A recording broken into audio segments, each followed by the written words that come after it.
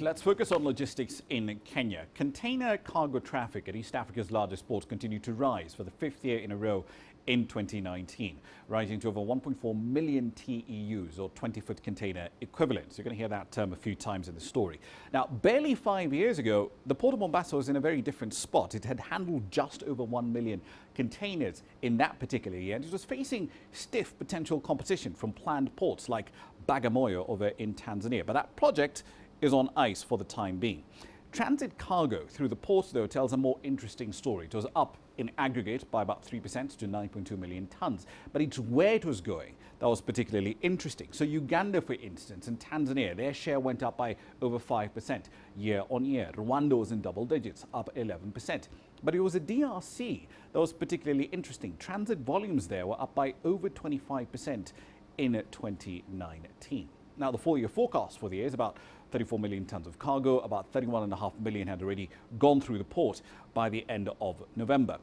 But it's the details that make this story particularly interesting. This is a split between imports and exports over a 5-year window. It's remained roughly the same, really. 9 out of every 10 tons of cargo coming into the port of Mombasa are basically imports for domestic use here in Kenya. And in between 12 to 14% are exports.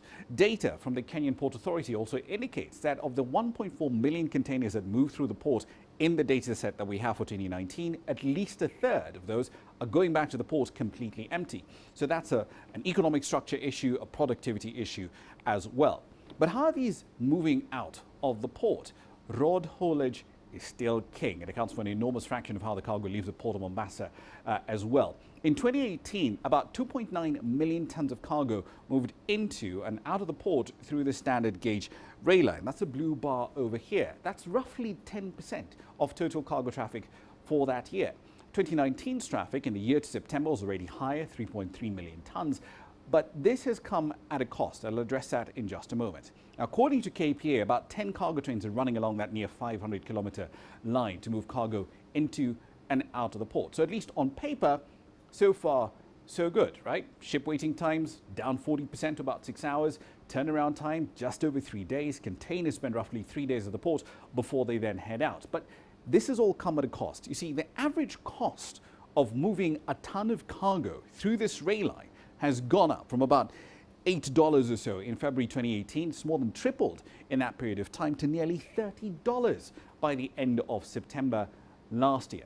And remember, this is happening amidst a huge row between the Kenyan government and logistics companies, which are being compelled to use the rail line to move cargo out of the port, even if road transportation would be a much better option. Some pretty interesting numbers there. We'll keep an eye out for you for the full forecast for 2019.